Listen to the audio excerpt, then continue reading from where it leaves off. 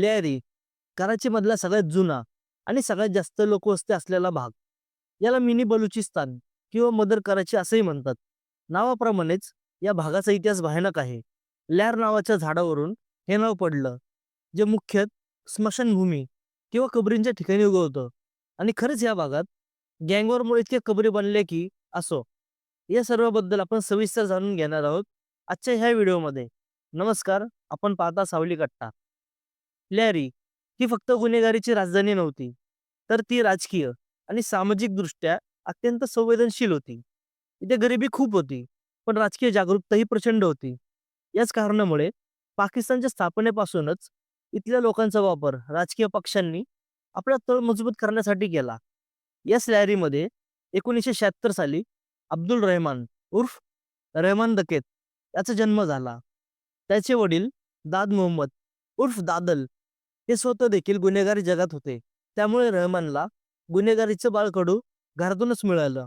दारिद्र्य, बेरोजगारी आणि सरकारी यंत्रणांची उदासीनता यामुळे लॅरी हा गुन्हेगारीचा अड्डा बनला.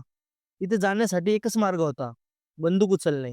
इथे आधी बाबू डकेत नावाच्या गँगस्टरची चलती होती. तो एक प्रकारे लॅरीचा गॉडफादर होता. पण लवकरच रहमानने स्वतःची वेगळी ओळख बनवायला सुरुवात केली.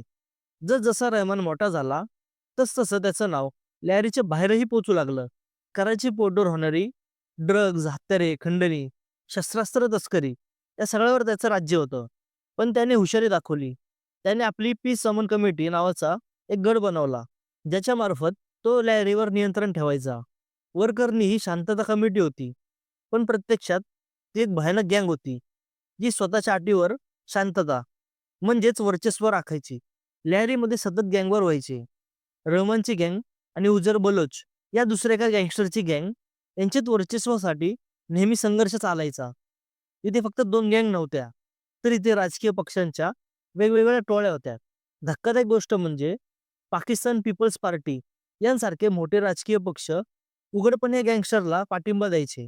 जुल्फिकार अली भुट्टो आणि बेनझीर भुट्टो यांसारखे नेते इथूनच निवडून आले होते.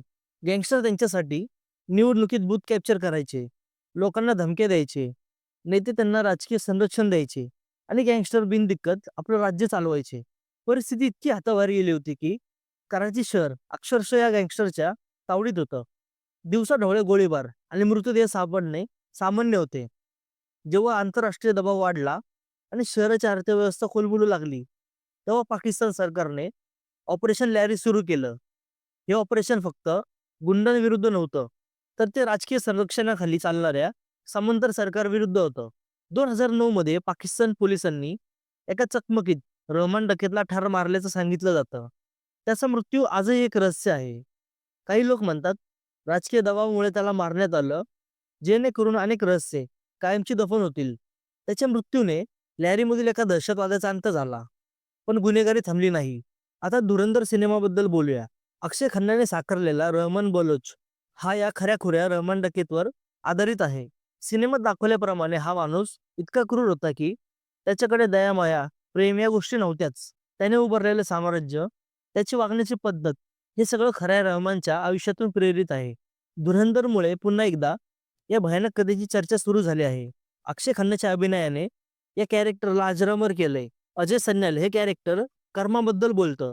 रहमानच्या आयुष्याकडे पाहिलं तर वाटतं की कर्माने आपलं काम चोख बजावलंय. तुम्हाला धुरंधर कसा वाटला? अक्षय खन्नाचा अभिनय आवडला का? तुमचं मत कमेंटमध्ये नक्की सांगा. अशाच इंटरेस्टिंग स्टोरीसाठी आपल्या सावली कट्टा चॅनलला सबस्क्राईब करायला विसरू नका. भेटूया पुढच्या व्हिडिओमध्ये. तोपर्यंत जय महाराष्ट्र.